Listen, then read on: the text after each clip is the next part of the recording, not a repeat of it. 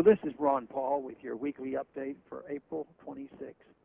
Lately, many have characterized this administration as socialist or having strong socialist leanings. I differ with this characterization. This is not to say Mr. Obama believes in free markets by any means. On the contrary, he has done and said much that demonstrates his fundamental misunderstanding and hostility toward the truly free market. But a closer, honest examination of his policies and actions in office reveals that, much like the previous administration, he is very much a corporatist.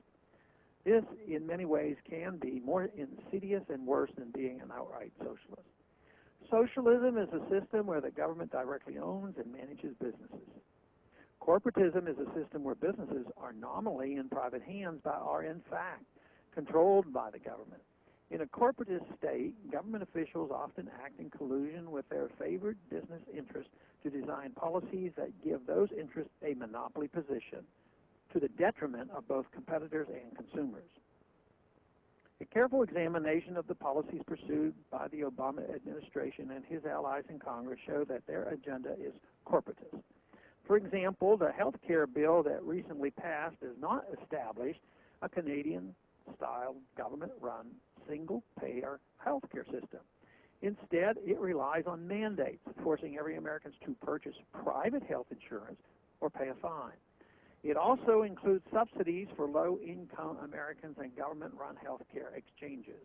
Contrary to the claims of the proponents of the health care bill, large insurance and pharmaceutical companies were enthusiastic supporters of many provisions of this legislation because they knew, in the end, their bottom lines would be enriched by Obamacare. Similarly, Obama's cap-and-trade legislation provides subsidies and special privileges to large businesses that engage in carbon trading.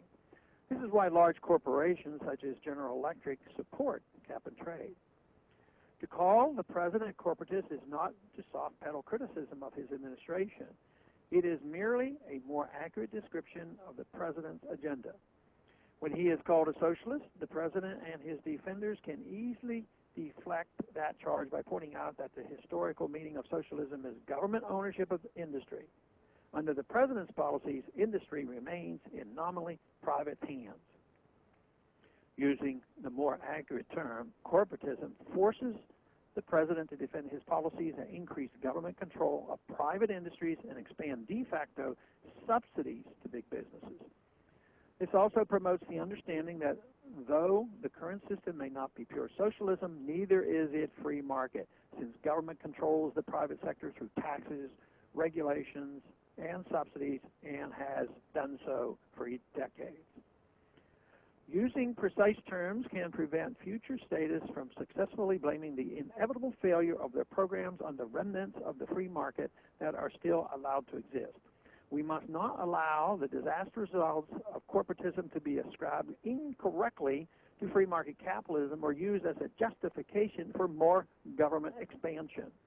Most importantly, we must learn what freedom really is and educate others on how infringements on our economic liberties causes our economic woes in the first place. Government is the problem. It cannot be the solution. Thanks for calling this update. A new update is placed on this number, 888-322-1414, every Monday. The written text of which can be found on my website, www.house.gov/Paul, under the heading Texas Straight Talk. Thanks for calling.